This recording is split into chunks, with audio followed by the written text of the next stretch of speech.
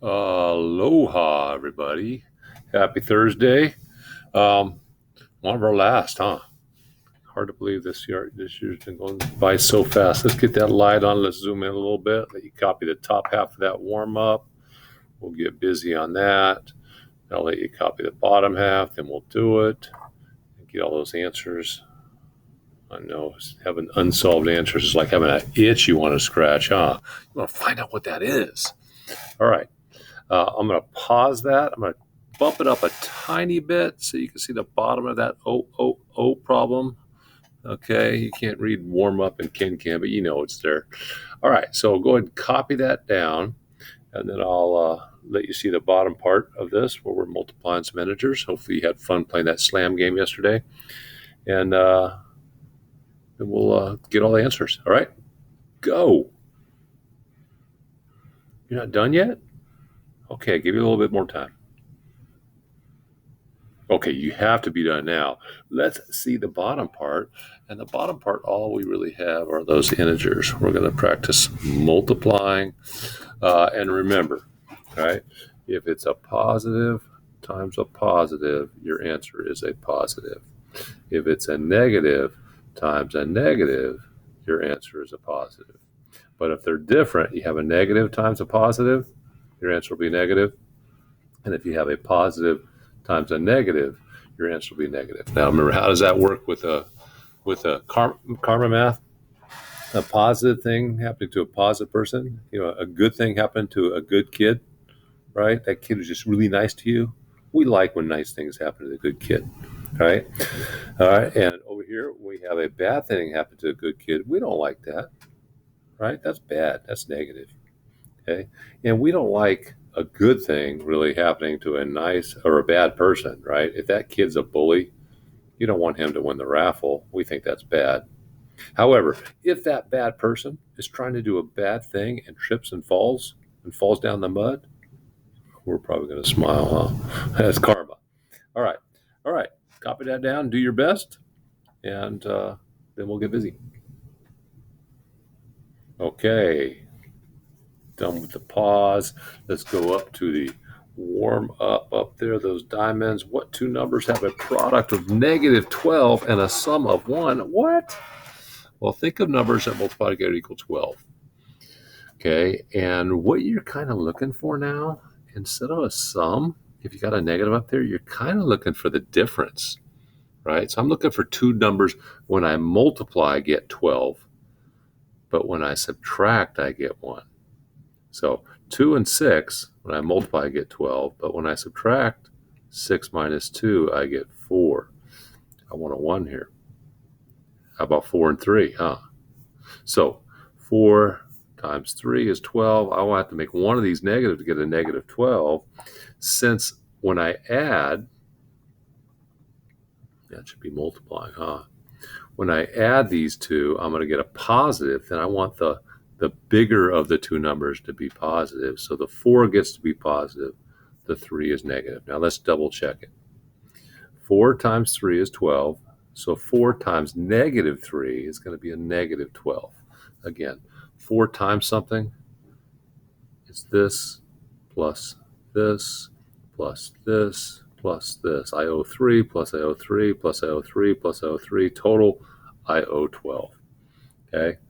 And you can also think of it down here. This is a good thing happening to a bad person, right? That's like that bully wins the raffle. We don't like that. That's negative. Okay? Now, when you go add, you think money. I have $4. I owe $3. I'm going to pay that 3 and still have 1 left over positive. Okay? They'll get easier, I promise. You just keep working and thinking about it. Think of these rules. Think of karma. Okay? Negative 10 and negative 3. Oh my goodness. What's this one going to be? Now, 5 times 2 is 10 and 5 minus 2 is 3. So I'm going to have a 5 and a 2 here. Which one will be negative? Now this time when I put them together, I have money I owe, so that's still negative. So I want the bigger of these two to be negative. If the 5 is negative, negative 5 times positive 2 equals negative 10. But negative 5, I owe 5, plus I have 2. I'm going to pay that 2 and still owe 3. Okay, 16 and 0, huh? I think I made a mistake with that one, didn't I? I did, huh? That's supposed to be negative 16. Okay, negative 16. And hopefully I remember to remind you guys that before you work on this tomorrow. So hopefully you're able to figure that out. Negative 16 and 0. What works there? Well, 4 times 4 is 16. 4 times negative 4 will be negative 16. And 4 times negative 4, 4 positive and 4 negative. They're opposites. When you add them, you get 0. Not going to have the negative be here or here. It doesn't matter. Right? Right? I owe 4 plus I have 4. Pay what I have. I don't owe anything. Even Steven 0. And negative 4 times 4 equals negative 16.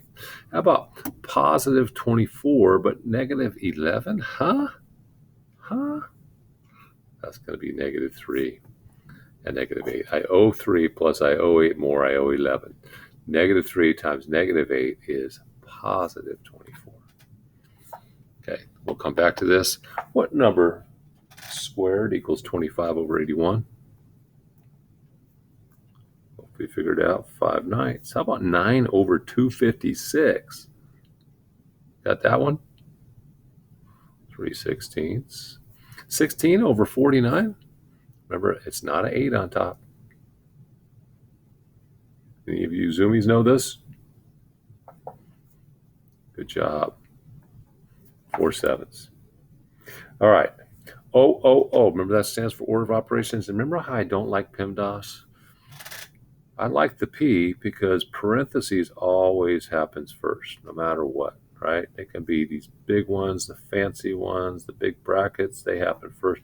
After that, I'm doing exponents and square roots, right? So I like the P and the E, but I don't like the MDAS because sometimes you're going to divide before you multiply, right? If that lines up first, I'm doing that first. And the last thing you do in order of operations is add and subtract. But sometimes you're going to subtract first and add second. So it's not AS, it's SA, right? It's whichever one lined up first goes first. Same thing with this level. Whichever one lines up first goes first.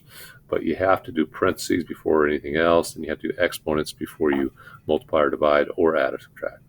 Okay, all right, so I'm going to do these parentheses first. Inside that big set of parentheses, I have a small set of parentheses. I'm going to work my way out. Here I have exponents and addition. So I'm going to do my exponents first. 12 to the second power, that's a dozen. 12 times 12, oh, that's gross, right? And 5 to the second power is not 10. 5 times 5 is 25. And when I add those two, I get 169. Now, when I multiply 13 times itself, I get 169. What is the difference between 169 and 169? 0. So when I get done with this, I'm going to subtract 0. Right? All right, now what do I have left? I have one set of parentheses there and a bunch of exponent square roots, dividing, adding, subtracting, multiplying. So let's do that. Parentheses. 6 squared is not 12, it's 36. 8 squared is not 16, it's 64. When I add those two, I get a nice even 100. What is the square root of 100? 10. What's that backslash mean again? Divide. And what's the square root of 16? 4. What's the square root of 4? 2. So I have 10 divided by 2 plus 3 to the fourth power. 3 times 3 times 3 times 3. 3 times 3 is 9. 3 times 3 is 9. 9 times 9, 81. 9 to the second power, 81, same thing. 16 to the second power is 256. 4 times 4 is 16. Times 4 is 64. 64 times 4 is 256. All right, so what do I have here? I have 10 divided by 2. I got to do these division problems, I guess, huh? 10 divided by 2 is 5. Plus 81. Sorry, this is not a plus here. This is a times, huh? 81 over 81 is 1. 256 over 256 is 1. 1 times 1 is 1. Minus 0. 5 plus 1 is 6. Minus 0, 6. 6. You have 6 days left in school. Oh my goodness. Are you kidding me, Mr. That's including today. Including today. Wow, how did that happen? All right, let's get to that bottom part, those integers. 8 times 3 is 24. One of them is negative. My answer is negative. Negative 24. 4 times 6, 24. One of them is negative. My answer is negative. Negative 7. 7 times 7 is 49. Both of those are negative. My answer is positive. 8 times 4 is 32, but one of those is negative, so my answer will be negative. 9 times 6 is 54, and both of those are negative, so my answer is positive.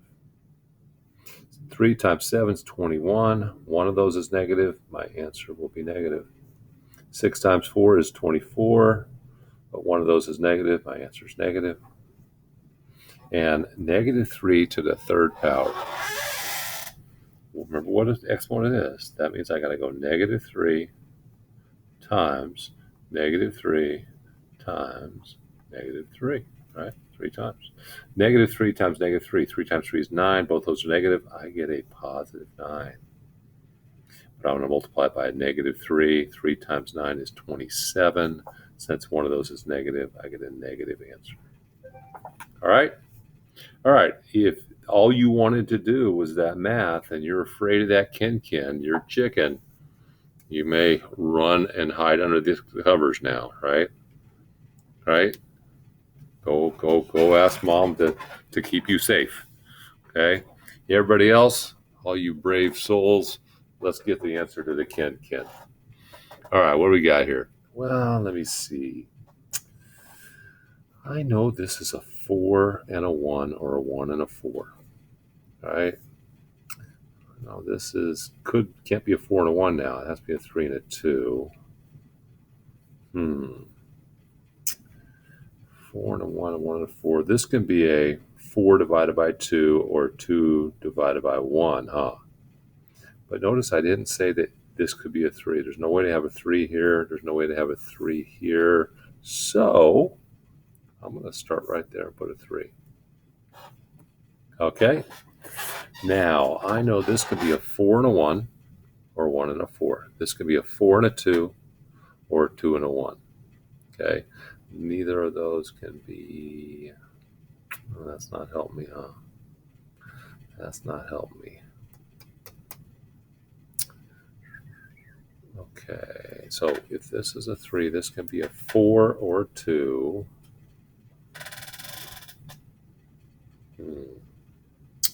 Where are we going to go with this? Let me think about this for a little bit. I know I'm going to figure something out. Yeah, I think I just figured something out. Let's look at this third row. This can be a 4 divided by 2 or 2 divided by 1. Can't be a 3 there, right? Same with this. 4 divided by 2 or 2 divided by 1. No 3 here. The 4 times 1 or 1 times 4. No 3 here. I need a 3 in that third row. A 3 is going to have to go there, right? And if 3 goes there, I can figure out what goes here, right? How do I get to 5? Add a 2, right? Now, I can't have 3 minus 2 to get my 1 here, huh? So I have to go the other direction, have this be the 4. If this is the 4, what goes on top there? This is a 1, what goes here? Right? Okay, so what's left in this first column? A 2 and a 1, huh? Can a 2 go here? No. So the 1 has to go there, a 2 has to go there. All right? Okay, now I got a 2 and a 3 or a 3 and a 2. I don't know which yet. I need a 2 and a 1 or 1 and a 2. I don't know which yet. And 1 and a 4 or a 2 and a 1. I don't know which yet, right? So no 3s in either of these. I need a 3 and a 4 here. One of these has to be a 4, huh? So can this be a 4? No. One of those is already going to be a 4, right? So that's going to have to be the 3, which means that's going to have to be the 4. Now that I know that's a 4, I can't go 4 divided by 2 for this answer. I have to go 2 divided by 1, huh? And if I go 2 divided by 1, what has to go there? There's no 3 here, so a 3 has to go there. What's missing in that top row? Okay, now I have a 2. I have a 2. I have a 2. I need a 2 here. Can I put it there? No. So the next 2 has to go there, which means the 1 has to go here. What's missing in that third row? A 4. What's missing in that second row? A 1. Let's double check everything. Is 4 times 1 4? Yes. Is 3 plus 2 5? Si, senor. Is 4 minus 3 1? You are correct. And is 2 divided by 1 2? Yes, as Fonzie would say, correctamundo. And is 1 times 4 4? Yes. Is 4 minus 3 1? We win. And is 3 plus 2 5? It is, how about 2 divided by 1? Bingo. Plug your ears, Micah. Good job. You got cowbell for hanging in for that one. All right, everybody. Have an awesome Thursday. We will see you tomorrow.